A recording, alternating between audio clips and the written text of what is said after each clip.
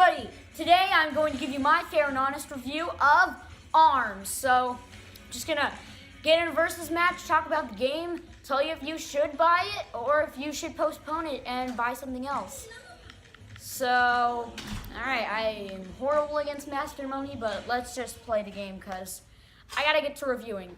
So, first point about this game. It is a new franchise started by Nintendo, and just right off the bat, it's a good game because you can do this. It has a wide range of colorful characters, literally and metaphorically. And each character you can get multiple arms, different colors, and mix it with different stages. Nintendo said there's like something like 43 million, I think that was around it. That's the combination of ARMS characters and stages. So I'm using the Pro Controller just for review purposes, but yeah, so you may not want to. You know, I'm gonna turn down this volume. Now, let me go over some individual features, pros and cons of the game. Ow. Now, first of all, this game is a 3D fighting game. So, yeah, of course you're going to get a lot of new innovative characters and not just Mario fighting. There's probably already enough of that somewhere. You're going to get some nice new characters, maybe even being shown off in their own series and franchise of toys.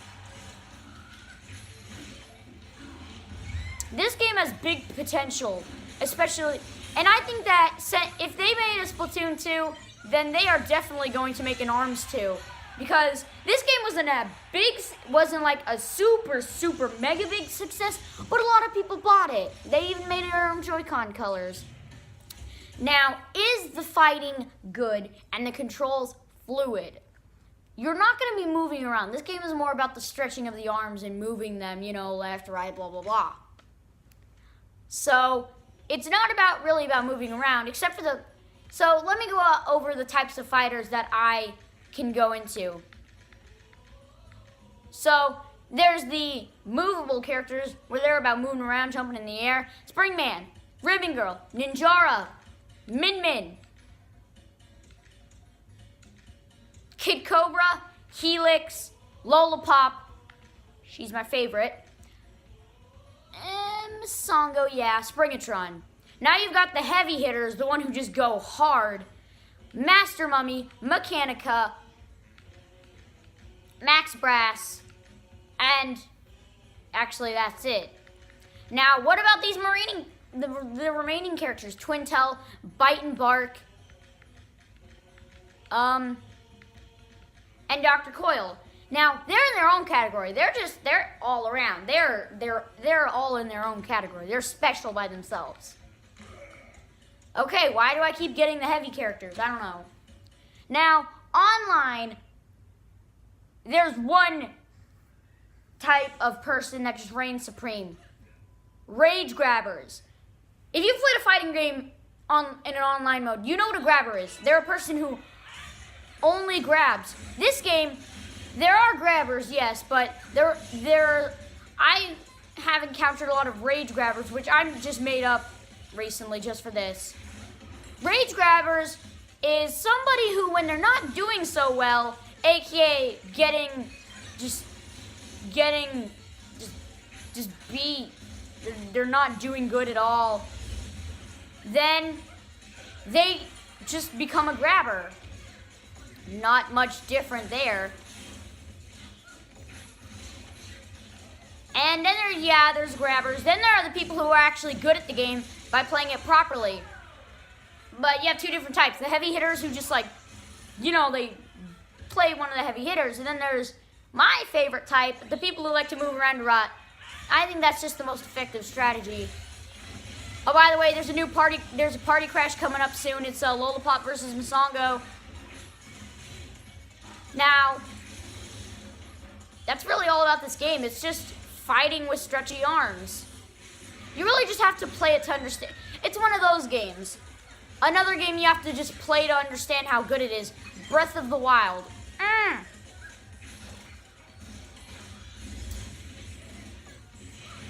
Now, I've already talked about the people, but how about just the bad things?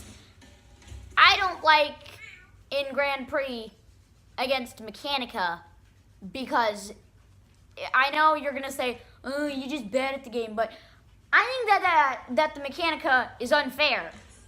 That may just be me, but I think it's unfair. Another thing about unfairness, Springatron, I've gotten better at the game, but for newcomers who are new to the game, it may be a little unfair to play against an AI Springatron.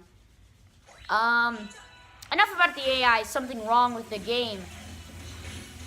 I like the way you get arms, but I don't think you like Mechanica because she whips your butt every time. Yeah, but I don't like setting the arms into its saves because every single time I try to set new arms for a character, it always takes like me to reboot up the game. I always have to reboot it up. I don't want to have to do that when I want to set new arms.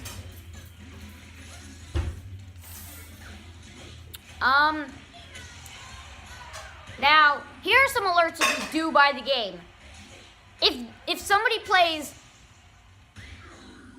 Kid Cobra or Bite and Bark online, they are most likely a grabber. If they play Ninjara online, they are most likely a rage grabber. Now, you guys remember what a rage grabber is, right? Probably. Then there is some unfairness with characters like Springman. He's just regular old Springy, just regular Randy default Dan.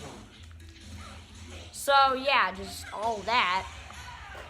Then there are the more overpowered character. Whoa, I got double perfect on that match. Let's go. Now there are some unfair characters, but it's because it kind of balances it out. Dr. Coil, she has a few more special features, but that is because she cannot jump. She is more of a slowly moving person. Alright, here we are, and I found that sometimes, depending on if you're lucky or not, the AI for Ninjara can be a grabber. Excuse me. So, I'm just going to play one last game for you all. It's just, from 1 to 10, I would say this game gets, and this is based on my standards, and I am very young and a child. I'm not like trying to nitpick on every small thing, except I did do that a little bit in this video, but from 1 to 10, I'd say it's an 8.35 out of 10. It can improve on a few things. Also, quick jab at Nintendo. I mean, I know what, like, my last video today was about Nintendo and them being so nice, but Nintendo, please don't make me have to pay. That's one reason why I like your online services in the first place, because you don't have to pay. Please don't, Nintendo. The Switch has already become the fastest selling console in America. You don't need to make us pay. I think you're good. Now, let's just finish this off with a whammer. Do-do-do. Switching up a little bit. Now, this game allows you to customize your character a lot. So, you know, arms, different stages, name, badges, all that. You're getting in this game, which is just an action-packed thing. All characters have their own special abilities. It's a lot of things you're not getting from a normal fighting game. That's just getting all in this one nice package of a game. Okay, I really need to fix this issue of having a very horrible way to record the screen. I need something like really tall that can just like stay here. But that's the thing, that's the gist of it. This is my review of ARMS.